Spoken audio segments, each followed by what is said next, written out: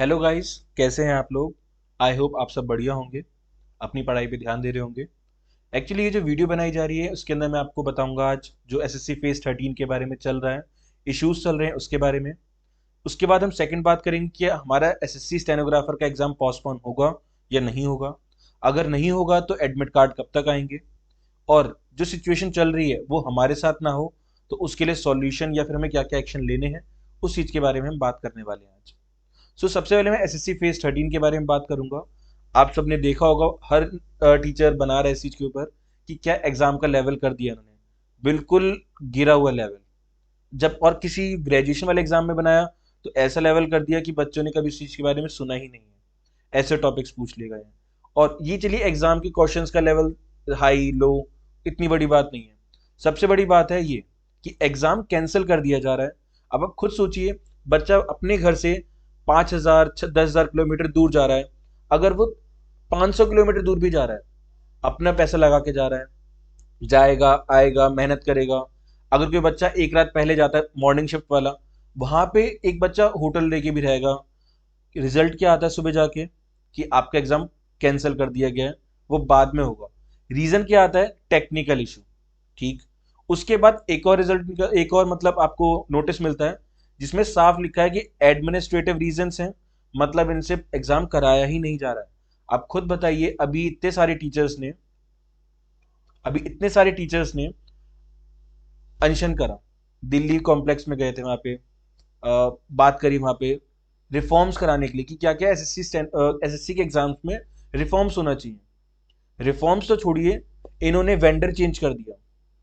चलिए vendor change करा तो वेंडर को उस तरह से गाइडलाइंस देनी चाहिए कि आपको ये स्टैंडर्ड्स होने चाहिए। और अगर आपने किसी को कहा है कि हाँ एडिक्विटी हो या कोई भी एग्जाम की ऑर्गेनाइजेशन है जो एग्जाम करा रही है, तो आपने एक बार उसको चेक करा क्या वो एलिजिबल है, क्या उसके पास इतनी कैंपस है एग्जाम कराने के लिए। कहाँ है कैंपस उनके हो रहे हैं, कभी देखा ही नहीं है एसएससी ने। इधर स्कूल के अंदर बच्चे पढ़ रहे हैं, शोर मचा रहे हैं छोटे बच्चे, यहाँ पे आपके एक छोटे से हॉल के अंदर एग्जाम हो रहा है। गवर्नमेंट एग्जाम देने आए हैं बच्चे, तो बच्चों को कितनी शांति चाहिए होती है, कितना पेशेंस चाहिए होता है एग्जाम में क्वेश्चंस करने के लिए। अगर आप सिटिंग अरेंजमेंट करा रहे हैं बच्चे को और पीछे शोर मचा दिया जाए, प्रॉपर तरह से क्वेश्चंस नहीं हो सकते बच्चों से, तो फिर अब बच्चा कहाँ तैयारी करने के लिए क्या करे? क्या रेलवे स्टेशन में बैठ के तैयारी करना शुरू कर दें कि शोर की आदत हो जाए? ये किस तरह की सिचुएशन चल रही है? एसएससी को इस चीज के ऊपर काम करना चाहिए। और दूसरी बात, मेरी बहुत जितने बड़े बड़े यूट्यूबर्स हैं, बड़े बड़े चैनल्स हैं, इतने दिग्गज टीचर्स हैं, मेरी प्लीज उनसे रिक्वेस्ट है कि आप लोग की मैं बात सुन रहा हूँ, मेरे को सुन के इतनी शर्म आ रही है कि आप लोग क्या कह रहे हैं कि अच्छा हुआ कि एसएससी सीजीएल के अंदर ये दिक्कत नहीं हुई, तब एग्जाम तक पहुंचते पहुंचते हम इसके ऊपर कुछ सुधार करवा लेंगे। आप एक बात समझिए, सिर्फ एसएससी सीजीएल या एसएससी सीएचएसएल ही कोई एग्जाम नहीं है जो नौकरियां देती है। एक एसएससी स्टेनोग्राफर भी एग्जाम है, उनके बारे में कभी नहीं बोलते हैं। लास्ट ईयर इशू आया, आप में से कोई टीचर नहीं बोला। इस साल इशू आया, कोई टीचर नहीं बोला। हम याद करते हैं 2022 के अंदर डिक्टेशन में दिक्कत आई, आप में से कोई टीचर नहीं बोला। मेरे को बस एक जवाब दीजिए, जो स्टेनोग्राफर वाला बच्चा है वही आपसे इंग्लिश पढ़ता है, वही आपसे रीजनिंग पढ़ता है, वही आपसे जीके पढ़ता है। जब वो बच्चा आपसे तीनों सब्जेक्ट पढ़ रहा है तो आप उन बच्चों के लिए स्टैंड क्यों नहीं ले सकते हैं? ये रीजन क्या यही है कि बहुत छोटी कम्युनिटी है हमारी? मेरे बस इतनी सी बात है कि स्टेनोग्राफर वाले बच्चे की कम्युनिटी बहुत छोटी है, बट बच्चे आपके भी वही हैं, तो आपको उनके लिए भी स्टैंड लेना चाहिए। सिर्फ सीजीएल के लिए इतने अंधे मत होइए कि उनके पास मैथ्स है। सिंपल सा, मैथ्स जितनी हार्ड है उतनी ही हार्ड आपके लिए स्टेनोग्राफी करना होता है। आप किसी स्टेनोग्राफर वाले बच्चे से पूछिए, पता चलेगा स्टेनोग्राफी के अंदर बच्चा 6 महीने 1 साल पेंसिल घिसता है, बहुत मेहनत करता है, आउटलाइंस के ऊपर वर्क करता है, उसके बाद जाके कई उसमें सिलेक्शन मिलता है बच्चे को। और अब एग्जाम का आप देख सकते हैं, एसएससी हर बार 12 से 15 दिन पहले, मतलब अप्रॉक्स 12-13 दिन पहले स्टेटस जारी कर देता है कि हाँ ये आपका स्टेटस है, आपका एग्जाम सेंटर आपको बाद में पता चलेगा। बट आपकी सिटी पता चल जाती थी। स्टेनोग्राफर की ना ही सिटी अभी तक आई है, ना कुछ अभी तक अपडेट आया है। तो क्या हम मान सकते हैं कि एग्जाम पोस्टपोन होगा? तो अभी आप पोस्टपोन नहीं मानेंगे। रीजन क्या है कि अभी हमें लगता है कि 2 से 3 दिन वेट करना चाहिए, कि शायद हमारे पास जो टेंडर किसी और ऑर्गेनाइजेशन को मिला है, तो इस वजह से उनको लोन अभी इशू करने में थोड़ा टाइम लग सकता है। तो अभी हम 2 से 3 दिन वेट करते हैं।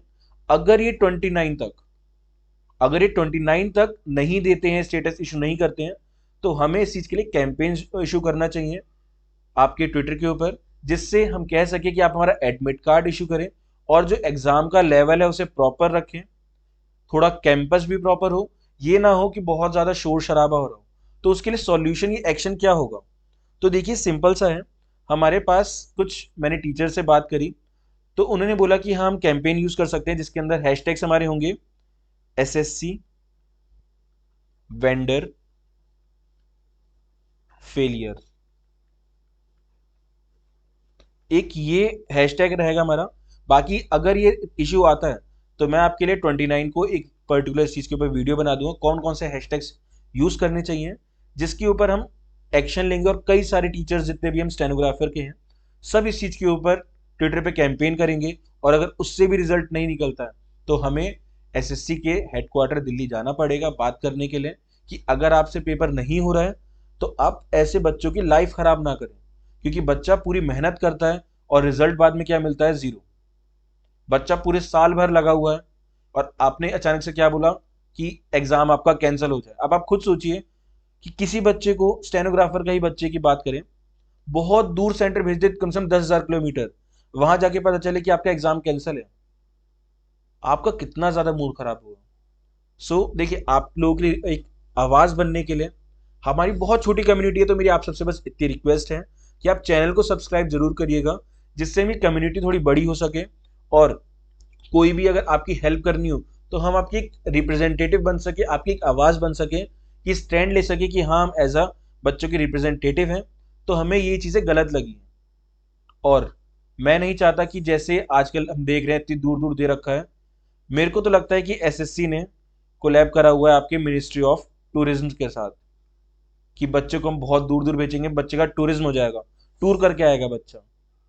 एग्जाम का क्या है, बच्चा इस साल नहीं अगले साल देगा। यही प्लान है एसएससी का।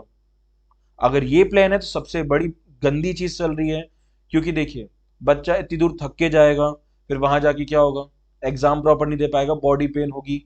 बच्चा अपने आप को स्ट्रेस फ्री लेके जाता है, तो स्ट्रेस जाएगा ट्रैवलिंग में, जो सबसे बड़ी दिक्कत है। तो ये रिक्वेस्ट है आप सबसे कि आप चैनल सब्सक्राइब करें, जिससे अगर कभी कोई इशू आता है जैसे अभी चल रहा है, तो आपकी एक आवाज़ बन सके हम, और आपकी हेल्प कर सकें। बाकी आप लोगों की जो भी इंग्लिश और हिंदी की डिक्टेशंस हैं, वो आपके रिटन एग्जाम के नेक्स्ट डे से अपलोड होनी शुरू हो जाएंगी, चाहे वो इंग्लिश शॉर्ट हैंड की हो, चाहे वो हिंदी शॉर्ट हैंड की हो। आपके पास दोनों डिक्टेशंस आनी प्रॉपरली डेली की बेसिस पे स्टार्ट हो जाएंगी। तब तक आप तैयारी करते रहें। All the best.